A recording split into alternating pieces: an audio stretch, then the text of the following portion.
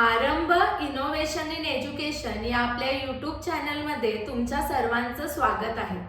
आजच्या या व्हिडिओमध्ये आपण इयत्ता 10वीच्या मराठीच्या पेपरमधील रसग्रहणाचा प्रश्न कसा सोडवायचा म्हणजेच आपल्याला 8 पैकी 8 गुण मिळतील ते पाहणार आहे आणि त्यासाठी आज आपण 2 दिवस ही कविता निवडलेली आहे। मग चला तर पाहूया रसग्रहण नेमकं कसं लिहायचं। ही रसग्रहणाची सुरुवात होते ती म्हणजे कवितेचे कवी किंवा कवयित्री यांच्या नावाने। आता मोजून 7 कविता आपल्या पुस्तकामध्ये आहेत, त्यामुळे त्यांची नावं तर तुमच्या लक्षात राहणं गरजेचं आहे कारण त्याला 1 मार्क आहे।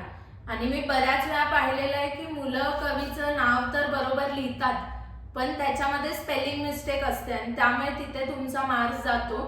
सो हा 1 मार्क्स तुम्हाला मिळालाच पाहिजे, यासाठी प्रॉपर स्पेलिंग जी आहे त्यांच्या नावाची ती तुम्हाला लक्षात ठेवायला लागेल। जसं आपण इथे लिहिलंय, या कवितेचे कवी कोण आहेत? नारायण सुर्वे। बऱ्याच वेळा मुलं हे जे स आहे त्याला दुसरा उकार देतात, त्यामुळे अशा छोट्या छोट्या गोष्टींवर तुम्हाला लक्ष देणं गरजेचं आहे।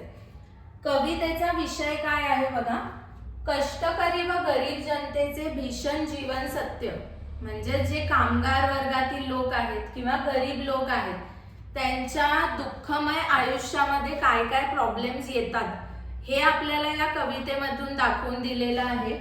पण तरीही जगण्यासाठी ते संघर्ष करत असतात, म्हणजेच आयुष्यामध्ये येणाऱ्या संकटांना तोंड देऊन आशावादी राहून जगायचं कसं हे आपल्याला या कवितेमधून दाखवलेलं आहे। मग ते आपण कशामध्ये लिहिणार आहे? कवितेच्या विषयामध्ये। याला सुद्धा तुम्हाला 1 गुण आहे। आता पुढे जे क्वेश्चन आहेत, जसं की इथे आपण लिहिलंय कवितेतून मिळणारा संदेश, कविता आवडण्याचे किंवा न आवडण्याचे कारण, तसेच तुम्हाला कवितेतील काही ओळी दिलेल्या असतात त्याचा तुम्हाला भावार्थ लिहायचा असतो आणि शेवटी मग काही शब्द दिलेले असतात कवितेतील ज्यांचा अर्थ लिहायचा असतो। तर यातले मी आज 2च पॉइंट इथे कव्हर केलेत। एक म्हणजे कवितेतून मिळणारा संदेश आणि दुसरा आहे कविता आवडण्याचे किंवा न आवडण्याचे कारण। बाकी जो अर्थाचा प्रश्न आहे म्हणजे शब्दांचे अर्थ लिहायचं किंवा कवितेतील ओळींचा भावार्थ, त्याला कोणत्याही ओळी येऊ शकतात। तुम्हाला जर सर्व कवितांचा भावार्थ देखील हवा असेल किंवा तुम्हाला काही कविता समजल्या नसतील तर मला कमेंट करून नक्की सांगा, म्हणजे पुढच्या व्हिडिओमध्ये मी ते सुद्धा कव्हर करेन। तर पहिले आपण बघणार आहे कवितेतून मिळणारा संदेश। माणसाच्या जीवनात कधी सुखाचे तर कधी दुःखाचे दिवस येतात, म्हणजे आपल्या लाईफ मध्ये काही हॅपी मोमेंट असतात, काही सॅड मोमेंट असतात। सुख किंवा दुःखाचा काळ कायम राहत नाही, म्हणजे कोणतीही फेज जी आहे, गुड फेज और बॅड फेज, कधी कंटिन्यू राहत नाही। सुखानंतर दुःख येत असतं, दुःखानंतर सुख येत असतं। पुढे आपण काय लिहिलेलं आहे, आपण दुःखाच्या काळात स्वतःच्या कर्तृत्वावर विश्वास ठेवला पाहिजे, म्हणजे या परिस्थितीवर सुद्धा आपण मात करून पुढे जाऊ यावर आपला विश्वास असणं गरजेचं आहे। दुःखातून माणूस अनेक गोष्टी शिकतो, म्हणजे दुःख आपल्याला बराच एक्सपिरियन्स देत असतो आणि त्या शिकता शिकता उद्याच्या म्हणजेच भविष्यातील चांगल्या दिवसांची अपेक्षा ठेवत आपण जगत असतो। जेव्हा आपल्या आयुष्यामध्ये काय येतं, दुःख येतं तेव्हा। त्यानंतर आपण काय लिहिलेलं आहे, माणसाने कवीसारखे दुःखाच्या क्षणी सुद्धा सुख येईल असा आशावाद मनी बाळगून मेहनत करत राहिलं पाहिजे, तर आपलं जगणं काय होईल, सोपं होईल, असा संदेश आपल्याला या कवितेतून दिलेला आहे। म्हणजेच आयुष्यात दुःख तर येणारच आहे, आपण असं नाही म्हणू शकत की आपलं संपूर्ण आयुष्य सुखात आणि आनंदात जाईल। मग दुःख जर येणारच आहे आयुष्यात, कष्ट मेहनत येणारच आहे, तर आपल्याला त्याला ठामपणे सामोरं गेलं पाहिजे आणि ते सामोरं जाताना एक मनामध्ये आशावाद पाहिजे की आपल्या आयुष्यामध्ये सुख नक्कीच येईल। कारण सतत जर आपण आयुष्यातील दुःखाकडे बघून रडत बसलो तर आयुष्याचा पुढचा प्रवास अजून खडतर होऊ शकतो, म्हणून आशावादी राहून त्या सर्वाला आपण सामोरं गेलं पाहिजे। हा संदेश म्हणजेच हा मेसेज आपल्याला कवितेतून मिळतो। तर हा झाला कवितेतून मिळणारा संदेश। याच्या पुढे आपण पाहणार आहे कविता आवडण्याचे वा न आवडण्याचे कारण। कविता आवडण्याचे वा न आवडण्याचे कारण यामध्ये तुम्हाला सुरुवातच करायची आहे, ही कविता मला खूप आवडली या वाक्याने। त्याच्यानंतर तुम्हाला ती आपण काय लिहिलंय चला पाहूया. कवितेत कष्टकरी, श्रमिक, गरीब लोकांचा सोशिकपणा, संयम, त्यांचं दुःख कवीने समर्पक शब्दात व सहजपणे मांडलेले.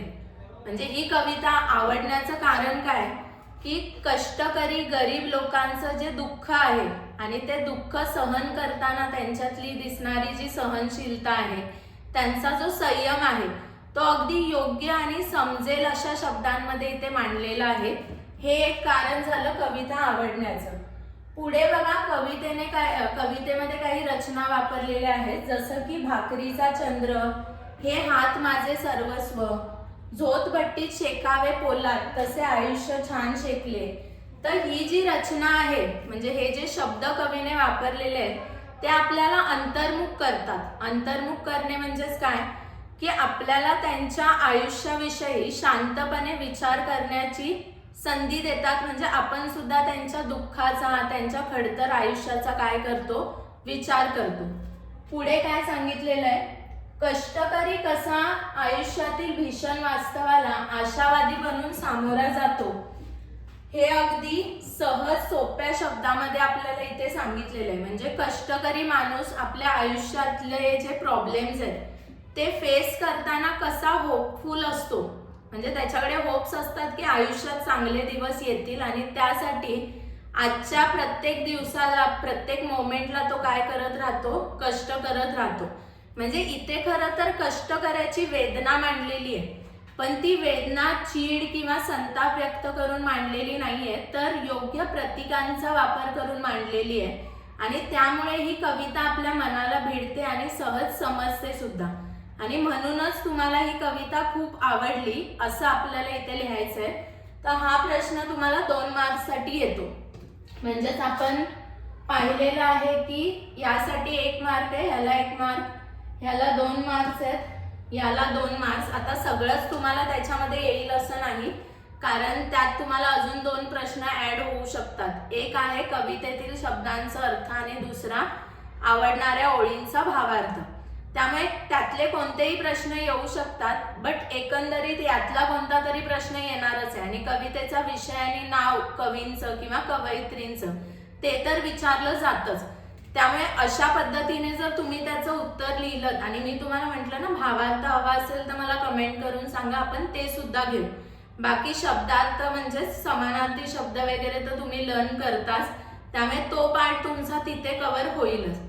सो अशा प्रकारे जर तुम्ही रसग्रहण लिहिलं तर नक्कीच तुम्हाला 8 पैकी 8 गुण मिळतील. आता तुम्हाला माहिती आहे की मराठीच्या पेपरमध्ये आपले बऱ्याच ठिकाणी मार्क्स जाण्याचे चान्सेस असतात, जसं की तुमचा काना, मात्रा, उकार काही चुकलं किंवा तुमचं जे सेंटेन्स फ्रेमिंग आहे त्याच्यामध्ये काय मिस्टेक झाली तर मार्क्स जाऊ शकतात. आणि उरला लेखन कौशल्याचा भाग की जिथे पत्र, निबंध या गोष्टी येणार आहेत, मग त्या आपण ठामपणे सांगू शकत नाही की कोणत्या येतील. पण या प्रश्नामध्ये तुम्हाला माहिती आहे की ज्या 7 कविता आहेत त्यातल्याच 2 कविता तुम्हाला दिल्या जातात आणि त्यातूनही तुम्हाला 1 कविता लिहायची असते. म्हणजे एका कवितेचं रसग्रहण लिहायचं असतं. मग जी गोष्ट तुम्हाला ठामपणे माहिती आहे ती तितक्याच ठामपणे तुम्हाला करणं गरजेचं आहे, सो दॅट की तुम्ही पेपरमध्ये लिहिताना त्यात काही मिस्टेक करणार नाही. आणि असेच जर तुम्हाला पुढे व्हिडिओ पाहायचे असतील तर आरंभ इनोव्हेशन इन एज्युकेशन या आपल्या यूट्यूब चॅनलला सबस्क्राईब करा. तुम्हाला मराठी विषयासंबंधित, पेपर सोडवण्यासंबंधित काही डाऊट असतील तर मला कमेंट करून नक्की सांगा, मी त्यावर देखील एक व्हिडिओ बनवेन. आणि तुम्हाला जर हे आवडलं असेल तर तुमच्या मित्रमैत्रिणींबरोबर सुद्धा नक्की शेअर करा. थँक्यू.